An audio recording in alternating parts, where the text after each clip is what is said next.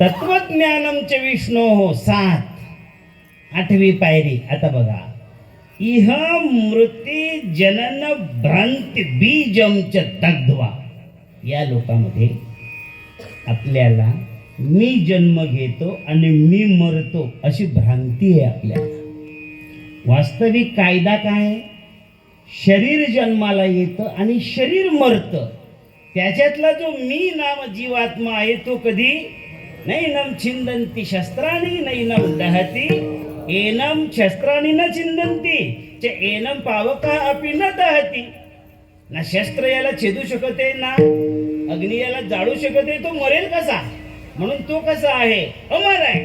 परंतु आपण काय म्हणतो? मी मरणार आणि मी जन्मणार. ही जी भ्रांती आहे आपली, तत्वज्ञानाच्या बळावर ही जी भ्रांती आहे ही उडून जाते. वरच्यावर उडून नाही जात, दग्ध्वा जाळली जाते.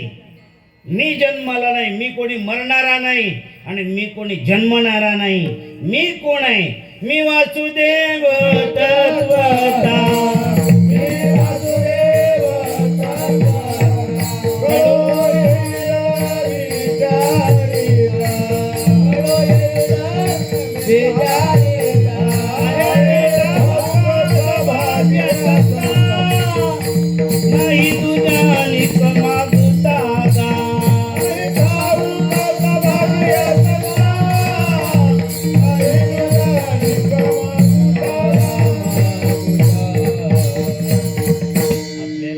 कमी आहे, वर्कावर्गीचा धंदा सुरू केलेला आहे. तत्वज्ञानमच विष्णोः इह मृत्यु जनन भ्रांती बीजमच दग्ध्वा. आता मी कोण आहे? जन्मणारा आणि मरणारा शरीरवान नाही. मी वासुदेव आहे. हा बोध त्याच्या अंतरामध्ये श्री गुरुपदांच्या चरणकमलांच्या ठिकाणी भक्ती उत्पन्न झाल्यानंतर हा बोध त्याला मिळतो. आणि मग महाराज काय हो? आणि मग काय म्हणायचं? मग संपूर्णानंद बोधे महती महती संपूर्णानंद बोधे. सगळ्यात जगात मोठी असलेली वस्तू म्हणजे आपल्याला परमात्म्याचा झालेला बोध, तो त्याला संपूर्ण आनंद देतो. जरा का मीठ नसलं भाजीमध्ये, किती पण कष्टानं केलेल्या त्या जेवणावर तो काय करतो? गुराळ पाडतो. एक मीठ नसलं तर कशाचा संपूर्ण आनंद हो? संपूर्ण आनंद म्हणजे काय? ज्या आनंदाची प्राप्ती झाल्यानंतर त्याच्या जिंदगीमध्ये स्वप्नात सुद्धा दुःख येत नाहीत. नाटाच्या अभंगामध्ये तुकोबाराय बोलतात, दुःख ते कैचे नये स्वप्नाशी. कशाचा परिणाम आहे? संपूर्णानंद बोधे महती. अशा प्रकारचा संपूर्णानंद त्याला ते नाम प्राप्त करून देत. आता माझं काम संपलं. संपूर्णानंद बोधे महती पुरुषम स्थापयित्वा निवर्तते. मग मात्र ते नाम शांत होतं. आता याला मी संपूर्णानंद बोधावर नेऊन ठेवलं, माझं काम संपलं. अशा प्रकारे ते नाम त्याला संपूर्णानंद बोध म्हणजे मोक्षाच्या ठिकाणी नेऊन ठेवतं. कशा प्रकारे? तुका म्हणे, आळी जीवे नुरेची वेगळी. हा नामाचा प्रवास त्या भक्ताला संपूर्ण ब्रह्मदशेपर्यंत नेऊन ठेवतो. म्हणून तुकोबाराया बोलतात, गोविंद गोविंद का जर मना लागली या छंद, मग गोविंद ते काया भेद नाही देवा आणि तया विठोबा रखुमाई.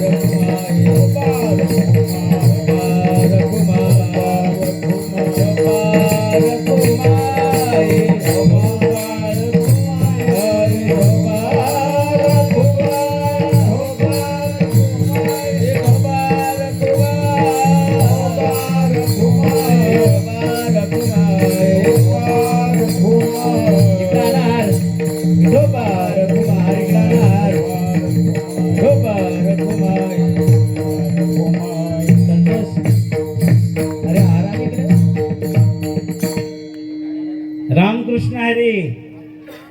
बोला ना. रामकृष्ण हरी. हे तुमचं नियोजन आहे. बोला एकदा रामकृष्ण हरी. रामकृष्ण हरी. धन्यवाद. थँक्यू. तुका म्हणे आळी आणि जीवे नुरेची वेगळी. आपल्या सगळ्यांना माहिती आहे ती आळी गवताच्या पातीवर जी चलते, हिरवी हिरवी असते.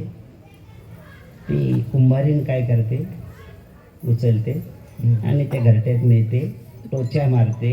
कुंभारीण येईल मला टोचा मारेल असा ती काय करते, ध्यास घेते. त्याचा परिणाम असते आळी आणि होते ती काय, कुंभारीण. माहिती आहे ना आपल्याला सगळ्यांना हे? नाही माहिती. बघा, बोलू नका. हा, बोलू नका. राहू द्या, राहू द्या, राहू द्या. भगवती सीतामाई अशोक वनामध्ये होते. अशोक वन म्हणजे त्या वनामध्ये रावणाने ती अशोकाची झाडं, आपण ही जी म्हणतो ही अशोकाची झाडं नाही बरं का, ही नक्कल आहे, हायब्रिड आहे बोलतात त्यांना. ओरिजिनल अशोकाचं झाड असं वटवृक्षासारखं पसरतं ते ओरिजिनल. आता यांना हायब्रिड बनवली गेली त्या बांबूसारखं. बांबूला त्यांना घेतलं आणि बनवलं. आपल्याला वाटतं ह्योच अशोका, ह्यो अशोका नाही, ह्यो नकली आहे. अशोक वृक्षाखाली भगवती सीतामाई, पहाटेची वेळ. रावणानं भगवती सीतामाईच्या सेवेला कोणाला ठेवलं होतं, त्रिजटेला. तिची येण्याची वेळ झालेली होती, दिवस पाळी होती. एकदम सीतामाई रडायला लागल्या, एकदम रडायला लागल्या. तेवढ्यामध्ये त्रिजटा आली म्हणून रडता रडता बोक्साबोक्षी रडायला लागल्या हो सीतामाई. त्रिजटेला काही समजेना. बरोबर होतं कालपर्यंत, आज काय झालं. ही रामप्रभूंचं चिंतन करते, बरोबर आहे, पण असली परिस्थिती याच्या अगोदर कधीच नाही. आज काय झालं मातेला. आणि म्हणून सीतामाई रडायचं थांबत नाही, त्रिजटेच्या डोक्यात बसत नाही. झालं काय, म्हणून त्रिजटेनं, त्रिजटा ही सामान्य नव्हती बरं का. ती पहिले रावणाचं ऐकून मातेला दिवस नाही द्यायची, त्या कुंभारिणीसारखी. पण एक दिवस स्वप्न पडलं तिला. याच्यानंतर सीतामाईला जर का डिवसलं, खानदान भस्म होईल तुझं, असं स्वप्न पडलं होतं.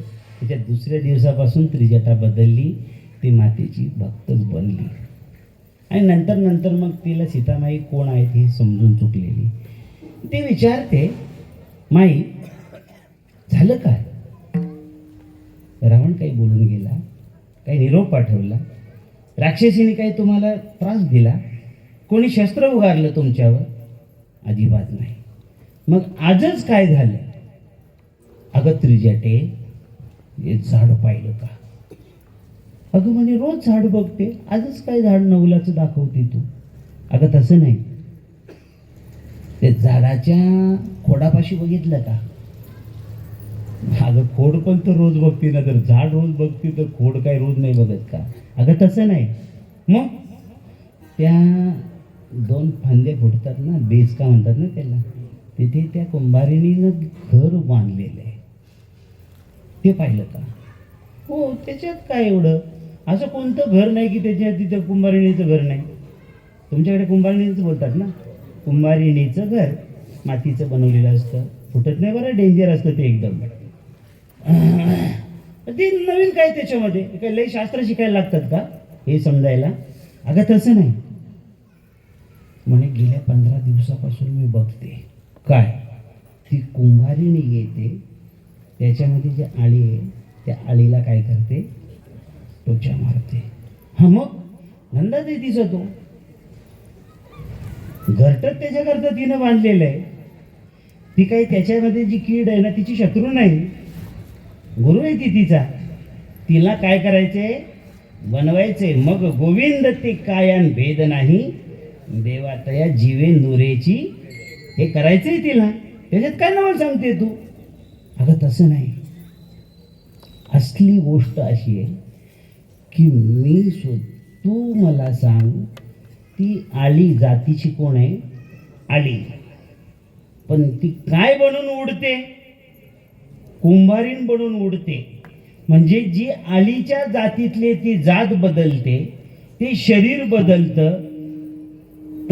गोविंद ते काया, तिचं शरीर बदलतं, तिची जात बदलते आणि ती कुंभारीण होते. खूप बघितलेलं आहे असलं. तुला काय म्हणायचंय ते सांग. म्हणजे ती आली कुंभारीण का आणि कशी बनते मला सांग. आता प्रश्न जरा धोक्याचा आहे की नाही मला सांगा. ती आली कुंभारीण बनते हे तर बरोबर आहे, तुम्ही पण पाहिलेलं आहे. पण ती कुंभारीण का बनते? आली कुंभारीण का बनते? आली हत्ती का बनत नाही? कुंभारीणच का बनते ती? बोला ना. ती आली, ती जी कुंभारीण रोज येऊन जी टोचा मारते, कुंभारीणला तो शूळ असतो ना, शूळ डेंजर असतो. चावले का तुमच्या कोणाचे कधी? चावले ना? डेंजर असतो बरं का. विंचू चावलेला बरं, पण तिचं बरं नाही महाराज.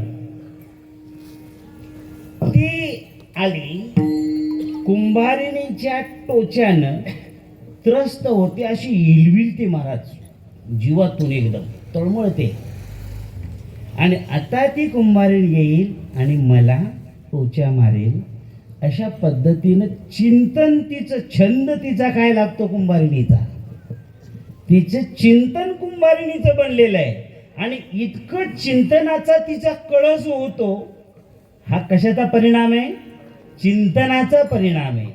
इतकं ती त्या कुंभारिणीचं चिंतन करते की ती आली खायला खाते कुंभारिणीने आणून दिलेलं, पण त्या कुंभारिणीच्या चिंतनाच्या प्रभावाने आली न राहता चिंतनाच्या प्रभावाने कुंभारीण बनते. दुसरे खाल्ल्यानं नाही.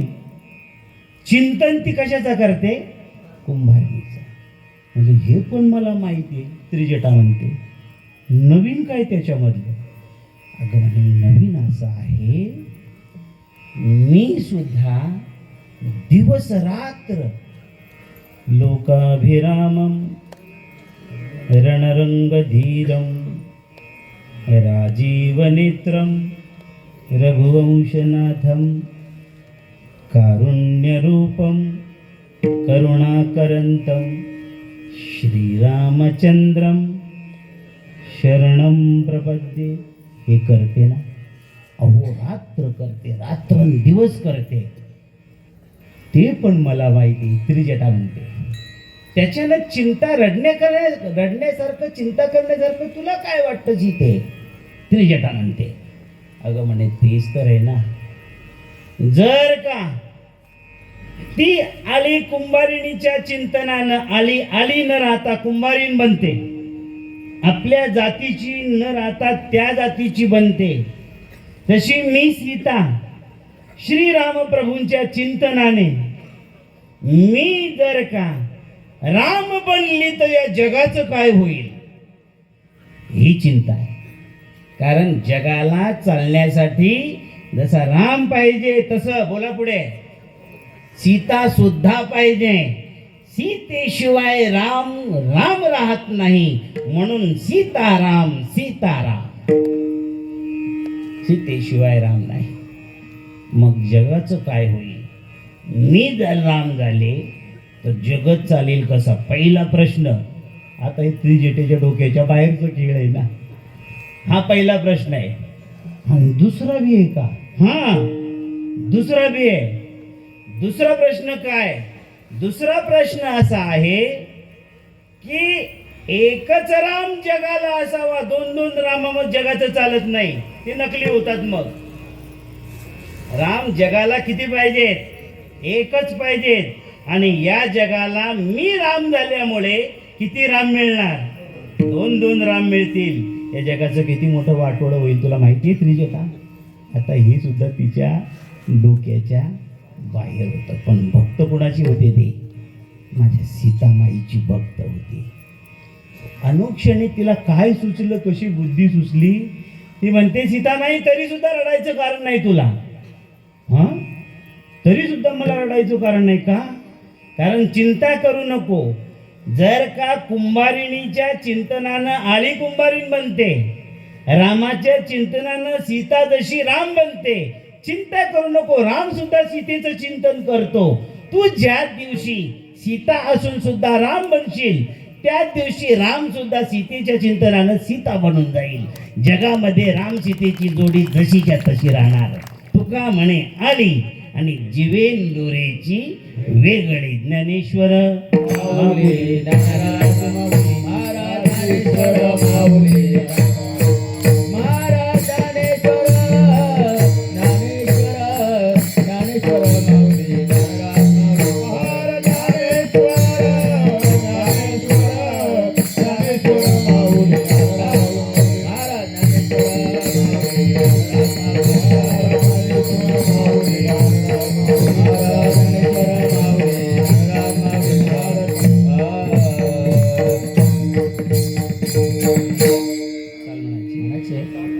म्हणायची का?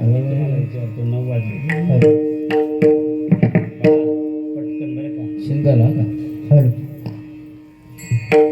मी सांगतो की मोबाईल ठेवून देतो. तुका म्हणे आळी जीवे मुरेची वेगळी. तुका म्हणे आळे तुका म्हणे आळे तुका म्हणे आळे तुका म्हणे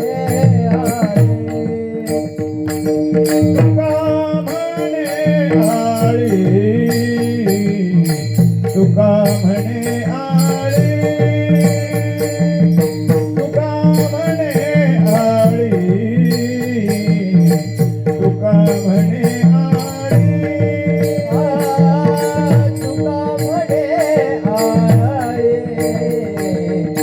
तुका म्हणे आळे तुका म्हणे आळे तुका म्हणे आळे तुका म्हणे आळे तुका म्हणे आळे तुका म्हणे आळे तुका म्हणे आळे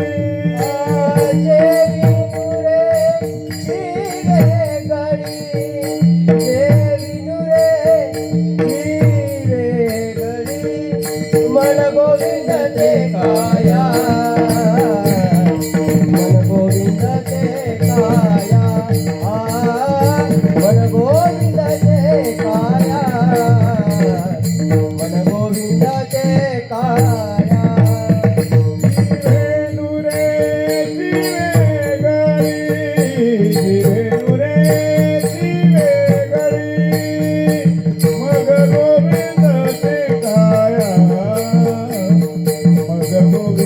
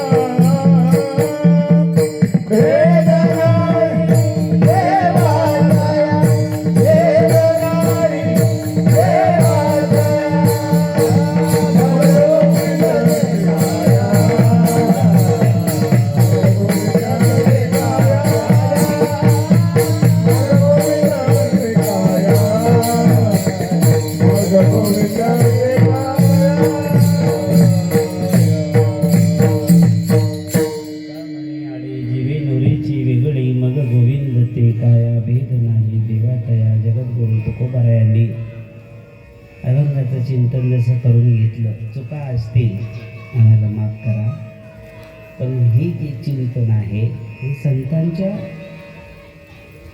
साच्यामधलं आहे. आत्मसात करण्याचा प्रयत्न करा. नामानं कशा प्रकारे सच्चिदानंद पदवी मिळते हे त्याची प्रक्रिया आहे. जगद्गुरु तुकोबाराया भेद नाही देवातया म्हणताना हे जे मधले स्टॉप आहेत हे लक्षात ठेवावे लागते. झालेली सेवा श्री परमात्म्याची श्रीचरणी अर्पण करतो. त्यामुळे थांबतो या ठिकाणी. आपण सगळ्यांनी मिळून हा जो वसा घेतलेला आहे, भगवान पांडुरंग परमात्म्याचा वर्धापन दिवस 17 वर्षे झाली. किती दिवसाचा कार्यक्रम आहे शिंदे माऊली? 3.5 दिवसाचा कार्यक्रम आहे. 17 वर्षापासून 3.5 दिवसाचा आहे. अजून एकच वेळ का? हां, अजून एक वेळ होते ना. आपण सगळी मंडळी सहकार्याला जर उतरली तर काय संभव नाही. आपण काय करतो, गुंठी वाढवतो, सक्ती कमी करतो. असं नाही. पूर्वी एका घरामध्ये 6 भाऊ राहायचे. आता एक घर एकालाच लागतं. आता 6 जणांना 6 घरं लागायला लागली. म्हणजे वाढलं का कमी झालं? वाढलं. आणि सप्ते 7 दिवसाचाच असतो. 9 सप्ताह 3.5 दिवसाचा कोणी काढलं कोणाला माहिती. 3.5 दिवसाचा व्हायला लागला. तेव्हा आमचे हरिभक्तपरायण गुरुबंधू महाराज आहेत या ठिकाणी. वारकरी शिक्षण संस्थेमध्ये महाराजांनी दिवस काढलेत बरं का. तुम्हा लोकांना कल्पना नसेल म्हणून बोलतो. श्री क्षेत्र आळंदीमध्ये वारकरी शिक्षण संस्थेमध्ये दिवस काढणे. आणि आता तर महाराज तिथे काय झालेलं आहे, जेवणाची रेलचेल झालेली आहे. तुम्ही असताना मधुकरी होती ना? हां, मधुकरी मागून आम्ही खाल्लेले आहे. सुरुवातीला मोठं आकाश आभाळ कोसळल्यासारखं झालं तर ते दुसऱ्याच्या दरवाजात जायचं ना, ते अवघड करायचं आहे ना. पण आम्ही खाल्ली, कारण त्यावेळेला एक अवधारणा अशी होती की दुसऱ्याच्या घरात जर मागितलं नाही, मधुकरी जर केली नाही तर आळंदीमधलं तुमचं जीवन साधकाचं जीवन समजलं जात नाही.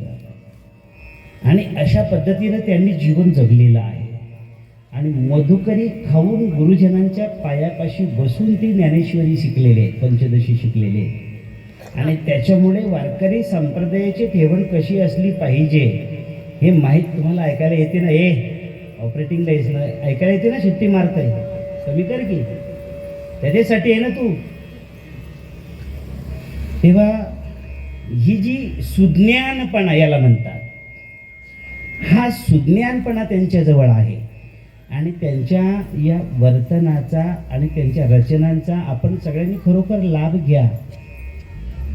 बुवा लोक तुम्हाला डिस्को शिकवणारे सगळ्या ठिकाणी मिळतील. डिस्को शिकवणारी बुवा. आणि तुम्हाला पण जर डिस्कोच बुवा पाहिजे असतील तर आमच्या मांडे महाराजांपाशी तुमचं काही काम नाही. मग पण तुम्हाला वारकऱ्यांचे सिद्धांत जर शिकायचे असतील तर जरूर त्यांनी करून दिलेल्या नियोजनाला तुम्ही साथ दिली पाहिजे सगळ्या लोकांनी. सज्जनांनो, अहो डुंगणं हलवण्यासाठी ते वाजवलं जातं डबडांग डबडांग, ते तर कोणी पण करेल हो. पण कीर्तनामध्ये माणसानं नाचणं हे कोण शिकवेल?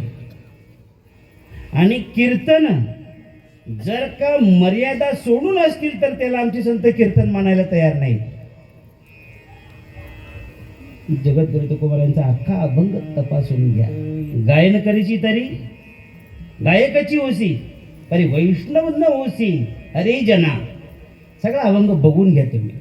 तेव्हा हे जे काही आचारांच्या प्रणाली परंपरा, या आचार विचारांच्या परंपरा आणि प्रणाली त्यांच्याकडनं आपण सगळ्यांनी मिळून शिकून घ्या आणि त्यांना साथ द्या. जशा पद्धतीचे ते नियोजन आयोजन करतील त्या आयोजनाला आपण सगळ्यांनी साथ द्या.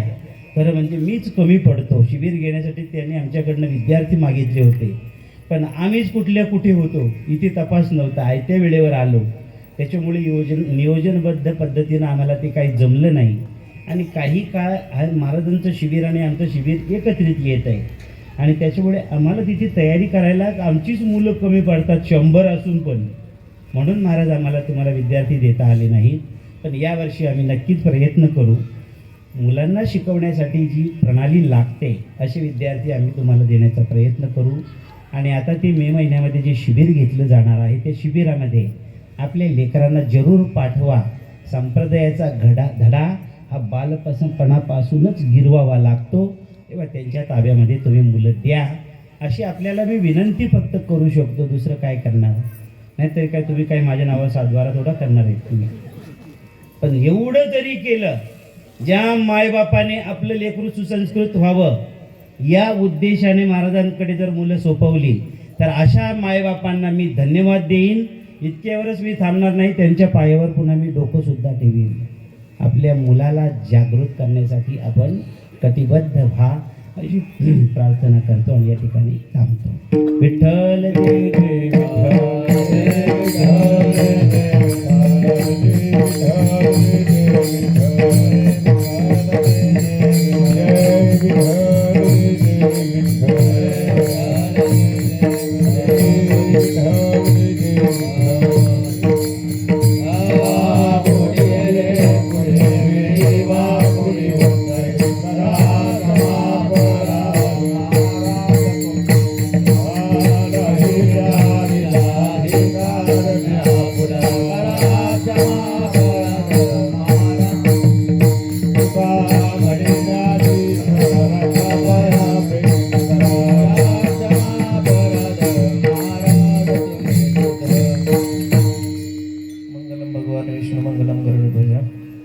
मंगलम पुंडरीकाक्ष मंगलाय तनोहरी. श्री विठ्ठल रुक्मिणी मंदिर वर्धापन दिन सोहळा